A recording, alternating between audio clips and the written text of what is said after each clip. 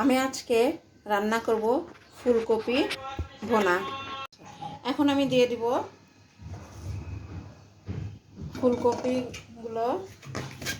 ফুলকপিগুলো আমি কেটে ধুয়ে রেখেছিলাম। দিয়ে দিচ্ছি ফুলকপি, আলু। ভিউয়ার্স, আলুটা দেবো আমি বাইন্ডিংয়ের জন্য, এতে করে ফুলকপি ভুনাটা খুব ভালো হয়। দিয়ে দিচ্ছি লবণ,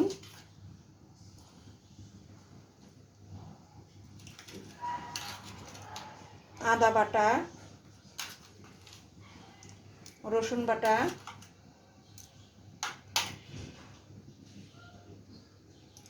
হলুদ গুঁড়ো, মরিচের গুঁড়ো, জিরার গুঁড়ো আর ধনের গুঁড়ো। এর সঙ্গে আমি দিয়ে দেব 3টে এলাচ। দেখতে পাচ্ছেন ভিউয়ার্স, 2 টুকরো দারচিনি। আর সেদ্ধর জন্য দিয়ে দেব 1 কাপ পরিমাণ পানি। ফুলকপিটা সেদ্ধ হতে বেশি পানি প্রয়োজন হয় না।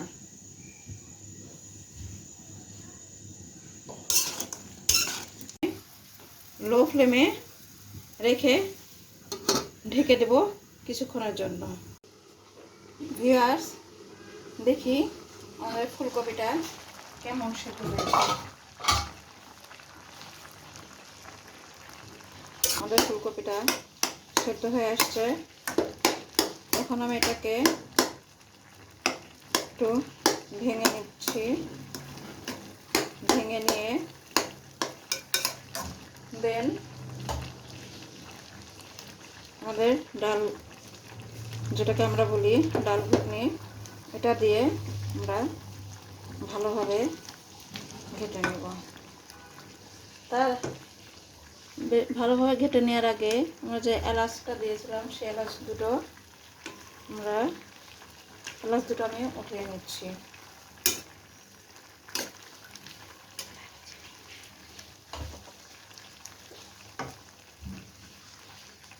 দারচিনিটাও, এলাচ দারচিনি দুটোই আমরা উঠিয়ে নেব। এটাকে আমরা ভালোভাবে ভেঙে নেব।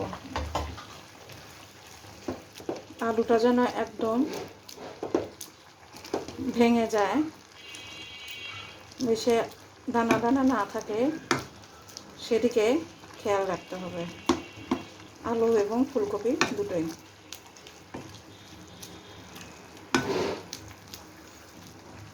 গাইস, আমরা একটা এখন তেলে ভুনা করবো আর কি। দিয়ে দিচ্ছি সয়াবিন তেল। এটা গরম হয়ে আসলে দিয়ে দেব পেঁয়াজ কুচি,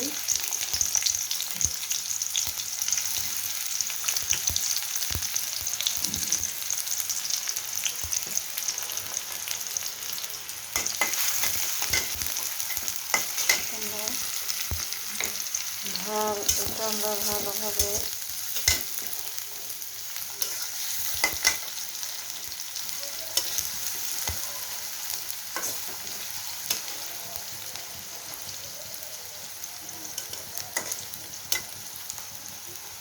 দিয়ে দেব কেটে রাখা, ছোট ছোট করে কেটে রাখা 3টে কাঁচামরিচ।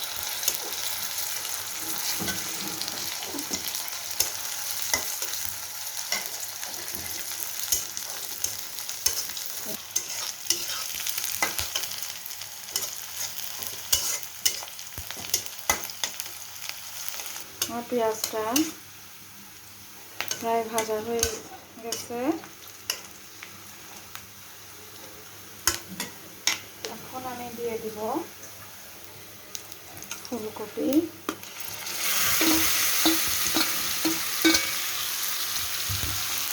এখন আমি দিয়ে দিলাম ফুলকপি।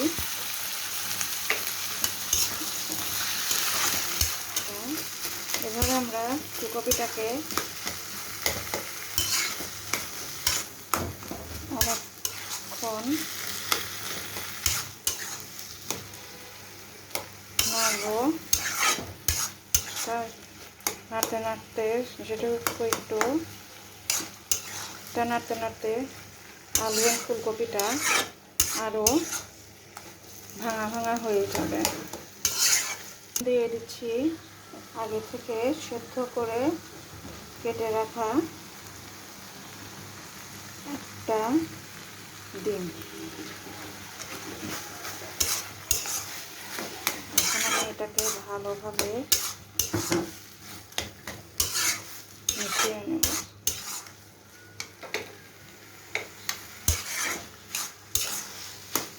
এটা অনবরত নাড়তে হবে।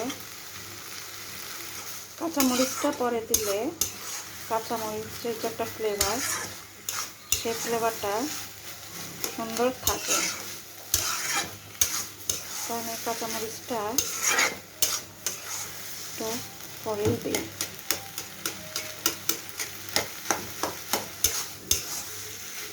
এখন শেষে আমি যেটা দিয়ে দেবো 1 চা চামচ ঘি।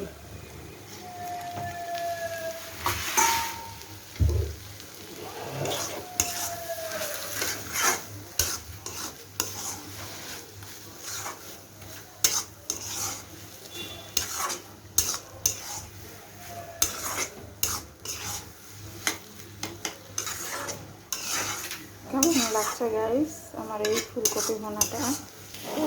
হয়ে এসছে। কেমন লাগলো আমার এই ফুলকপি ভুনাটা? প্লিজ তোমরা লাইক কমেন্ট করে জানাবে, আর বেশি বেশি করে ফলো করে আশা করি আমার পাশে থাকবে। আল্লাহ হাফেজ।